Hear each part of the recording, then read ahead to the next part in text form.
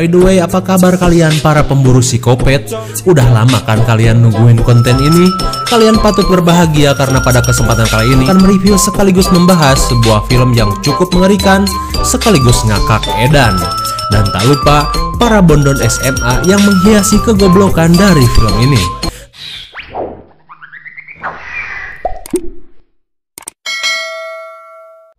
Ada yang tahu judulnya apa?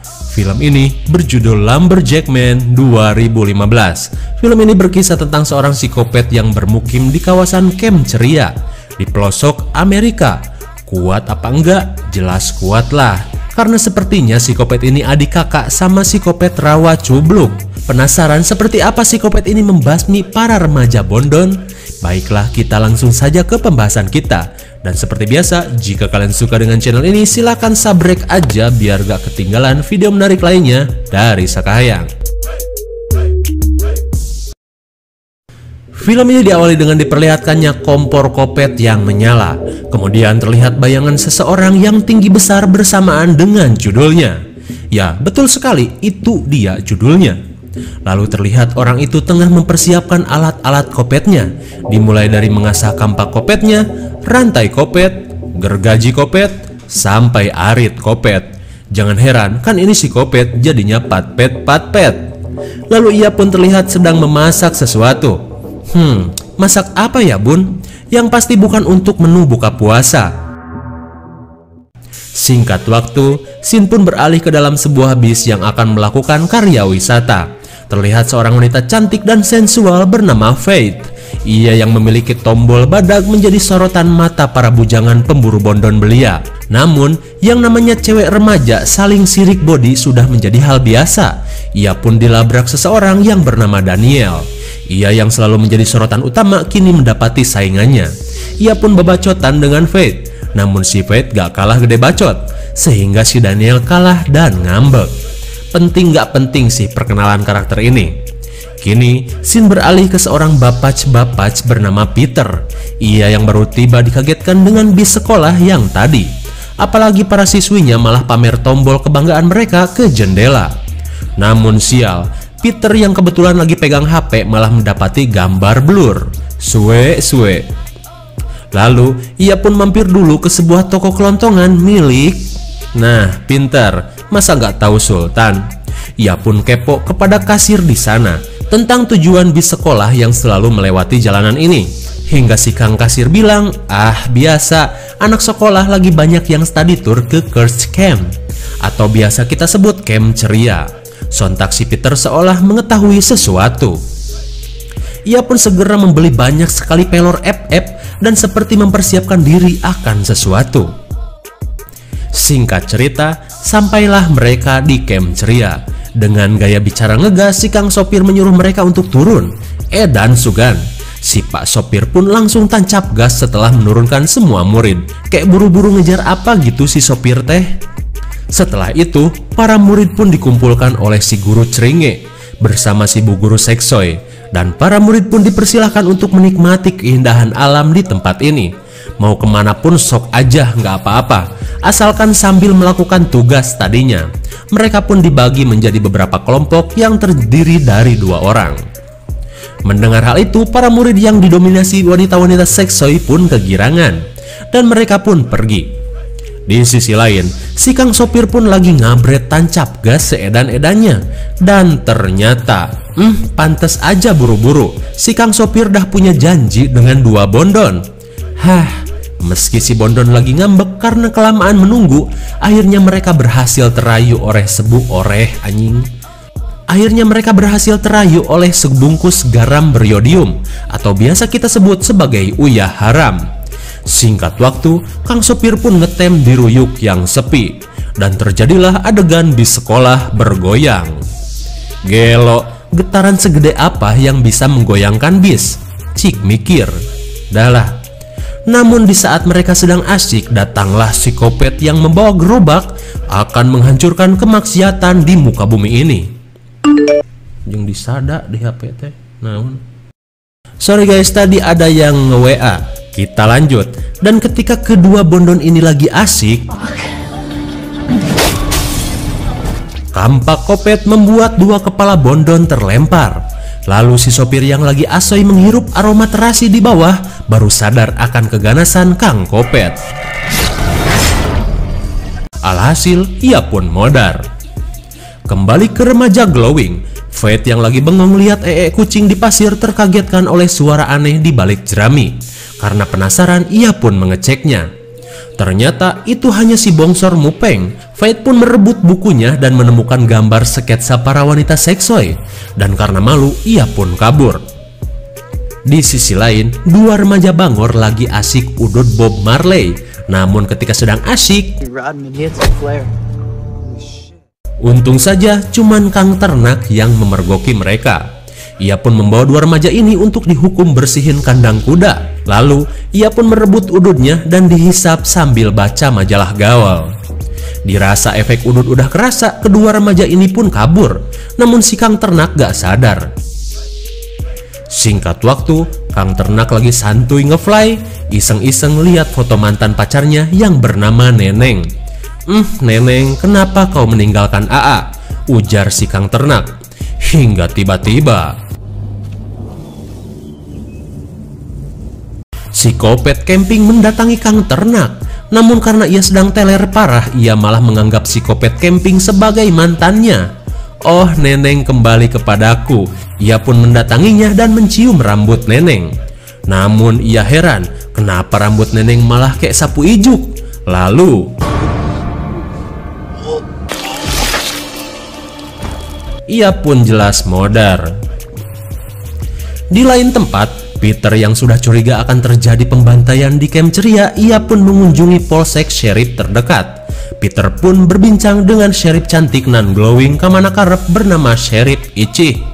Ya, gua mah ngarang aja soalnya ia jutek banget pas perkenalan. Peter lalu memperingatkan sheriff glowing itu untuk segera mengevakuasi anak-anak di Camp Ceria karena menurutnya akan ada pembantaian hebat di sana. Mendengar itu semua, Ichi pun cuman ketawa ketiwi karena informasi Peter seperti orang yang lagi ngarang. Alhasil, ia pun diusir Neneng Ichi. Kembali ke Camp Ceria, terlihat si bongsor lagi kelayaban gak jelas sambil nyemil pisang. Lalu tiba-tiba ia mendengar suara bidadari di balik semak-semak. Dan ternyata, oh my god, ternyata ia melihat dua siswi sedang mandi di danau cinta. Si Pirang nan Unyu dan si Keriting nan Seksoi sedang kucuprakan di air, namun gak ada pelanginya. Tapi ketika si bongsor sedang asik nonton, tiba-tiba sial sekali, tiba-tiba pohon besar menimpanya sampai modar. Jelas saja itulah si Kopet yang nebang pohon buat ngekill si bongsor. Dua cewek yang lagi asik mandi pun kaget dan tiba buranjat keluar dari air. Di sisi lain, aing mah kuda lumping terus. Dua sejoli yang lagi asik di dalam hutan baru beres melakukan aksi ngaduk semen. Namun saat udah beres, si cewek malah kehabisan udud. Mana udud kulit udah lemes kan? Lantas ia pun menyuruh pacarnya cari udud. Kalau enggak, ia gak bakalan melayani ronde kedua. Mendengar hal itu, si cowok pun mau gak mau berangkat dan cari udud. Namun sialnya, si Kopet yang tiba-tiba berada di sana sedang memperhatikan mereka. Kalian jangan kaget kalau si Kopet cepet banget pindah-pindahnya, karena jurus Hokage keempat udah bagaikan kentut bagi dirinya. So easy. Lalu ketika si cowok sedang berjalan, si Kopet dengan mudah mencabut kepalanya. Tentu saja teriakan dari si cowok terdengar si Neneng yang lagi recharge energi gabrut. Ia pun mengecek sumber suara itu, dan ternyata si Kopet itu pun mematah-matahkan kaki dan tangannya seperti melipat-lipat meja portable. Alhasil, si cewek pun berubah menjadi meja portable. Mayan nih jadi meja, ujar si Kopet. Namun ketika ia mencoba menyimpan barang di atasnya, malah jungkat-jungkit gak stabil. Alhasil si Kopet pun berkata, "Anyim dasar bahan baku murah." Kemudian scene beralih ke dalam kantor polsek. Sheriff Ichi yang lagi nelpon tiba-tiba dikagetkan dengan suara aneh dari luar. Ia pun segera bersiaga, takutnya ada gerombolan Bang Emok yang selalu datang nagih iuran. Pistol pun ia keluarkan. Namun tak ada siapa-siapa di luar. Akan tetapi, anjing, psikopat dah ada aja di polsek. Ia pun melempar Ichi sampai mubui. Ichi pun menembaknya.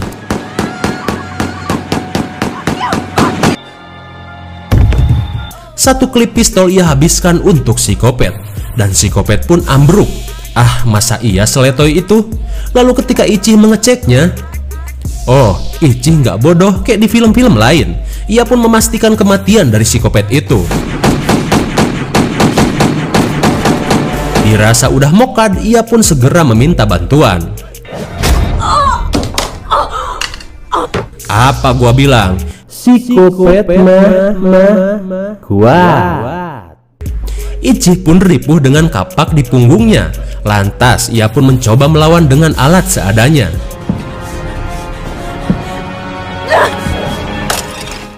Tapi anehnya, psikopat itu kesakitan dengan satu cairan di dalam gelas. Apakah itu? Psikopat pun kabur. Kembali ke camp ceria. Kalian masih ingat kan dua bidadari yang mandi di danau tadi? Mereka pun terlihat lagi curcor di dalam aula. Kemudian seorang cowok datang mengajak mereka abok sarita mulawak jawara cap orang sengklek. Melihat itu, si cewek polos yang lagi belajar bangor pun iya-iya aja. Lalu mereka pun berpesta ria.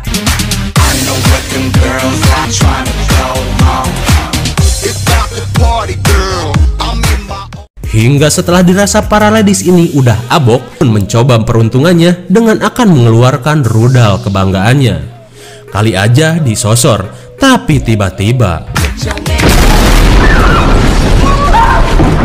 alangkah kaget setengah edannya mereka ketika psikopat itu datang menjebol tembok dan menggerebek mereka. Para ladies pun lari ngabret seedan-edannya. Namun si cowok malah pelangak pelongo seakan gak percaya dengan apa yang ada di hadapannya. Alhasil, ia pun modar. Lalu setelah menghabisi si cowok esangan, psikopat itu pun mengejar kedua gadis tadi. Tapi seperti biasa, psikopat cuman butuh jalan kaki aja buat ngejar orang yang lagi lari. GG kan? Dan tiba-tiba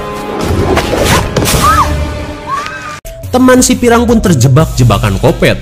Ia pun meminta tolong. Namun karena si Pirang ketakutan parah, ia pun meninggalkan soulmate-nya itu. Hingga tak berapa lama si kopet pun datang.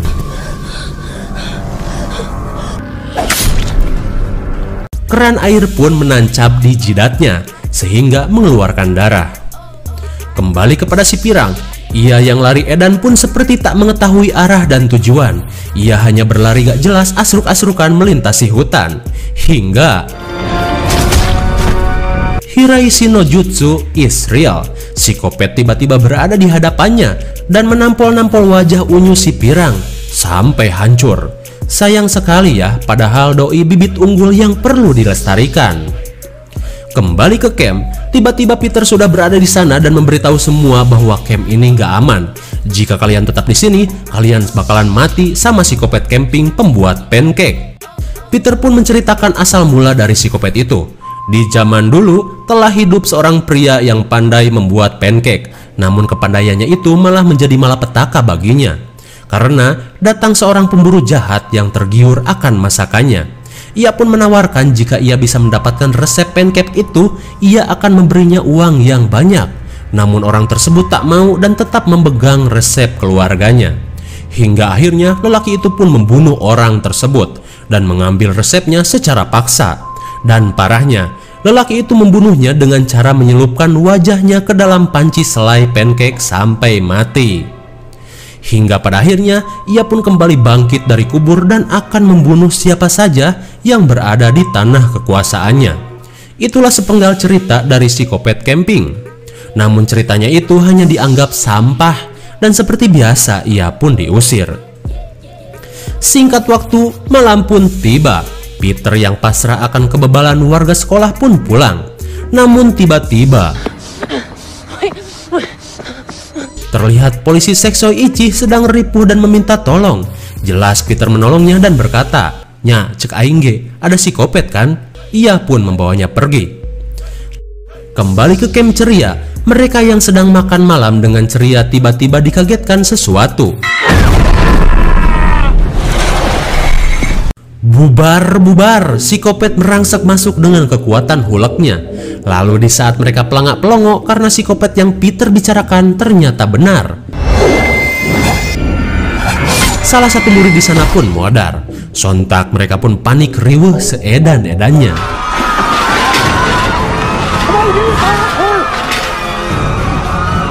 Semua orang dibantai tanpa pandang bulu keriting. Bahkan si guru seksoi pun ikut jadi korban. Oh tidak, balon-balonan di tombolnya pun dicabut sampai mati. Hingga satu bencong datang berusaha melawan psikopat menggunakan kekuatan gelainya. Jelas saja si Iye gak ada apa-apanya. Singkat waktu, beberapa orang yang tersisa termasuk si Fate kabur melalui pintu belakang. Namun sialnya terkunci. Hingga satu cowok yang care sama si Fate berusaha menjadi superhero. Ia berusaha menahan pintu agar si nenek cantik bisa kabur. Alhasil,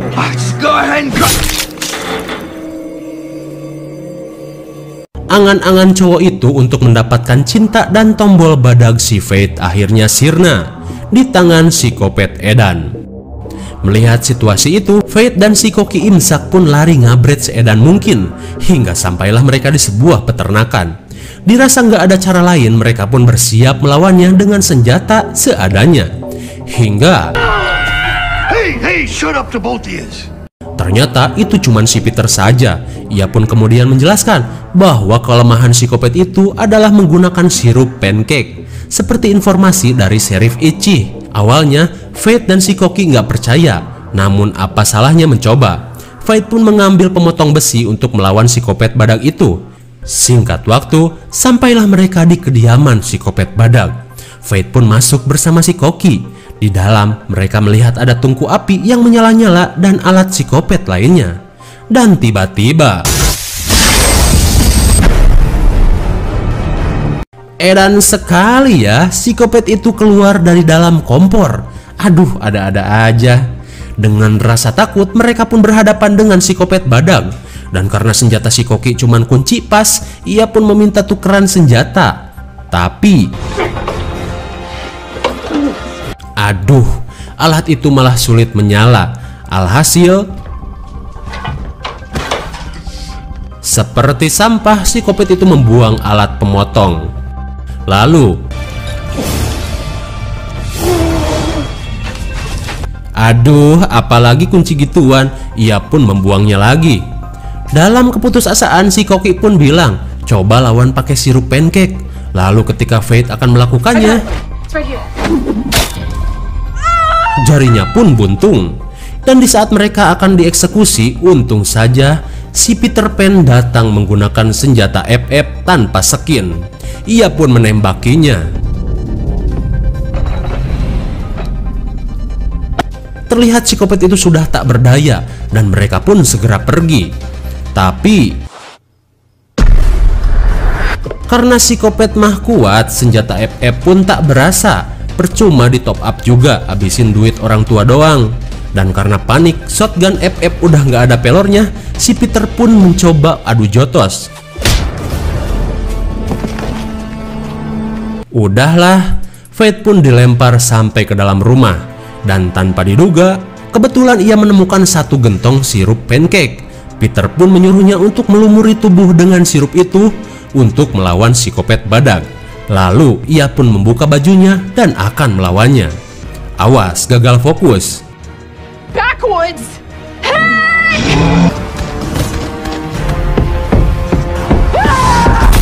Akhirnya psikopat itu mati dan meleleh. Fate pun keluar dan membuat mata kalian gagal fokus. Ngaku loh. Lalu psikopat terlihat seperti akan meledak. Aduh, damage dari bola basket emang bikin puyeng. Psikopat itu pun modar dan terbakar bersama rumahnya. Singkat waktu, siang pun tiba. Peter, Sheriff Ichi, Koki Imsak, dan untung saja si Fate dikasih baju. Mereka pun selamat dan nebeng kolbak saudara tiri Mang Ojon. Mereka pun pergi meninggalkan camp ceria berdarah. Dan film Lumberjack pun berakhir. Bagaimana? Seru-seru, kocak, dan menegangkan bukan?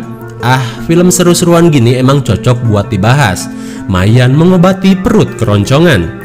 Psikopat badag mantan pembuat pancake memang sangatlah kuat. Namun kelemahannya amat sangat geli parah. Hanya menggunakan sirup pancake dan ketangkasan Fate dengan bola basketnya. Semua bisa teratasi. IMDb untuk film ini adalah 4,2. Namun menurut Sekayang cocok diberi nilai 5,3 karena setiap ABG di film ini mempunyai keunikannya masing-masing dan menjadi sasaran empuk psikopat pancake. Mungkin segini saja review dan pembahasan film Lumberjack Man 2015.